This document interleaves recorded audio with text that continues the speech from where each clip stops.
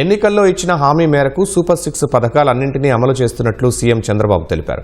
August 15 నుంచి మహిళలకు జిల్లాల పరిధిలో ఉచిత బస్సు ప్రయాణాన్ని అమలు చేయనున్నట్లు వెల్లడించారు. మీరందరూ చూశారు, నేను ఇప్పటికే సంక్షేమ కార్యక్రమాలన్నిటికీ కూడా నేను ఏ మాట అయితే చెప్పానో సూపర్ 6 అని చెప్పానో అవన్నీ ఇస్తాను కూడా.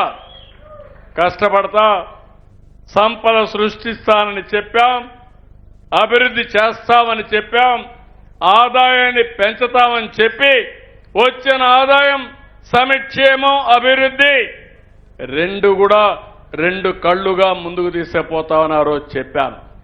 అదే చేస్తున్నా. జిల్లాలో ఎక్కడ తిరగాలన్నా ఆగస్టు 15 తర్వాత ఫ్రీ బస్, ఒక్క రూపాయి కూడా అవసరం లేదు.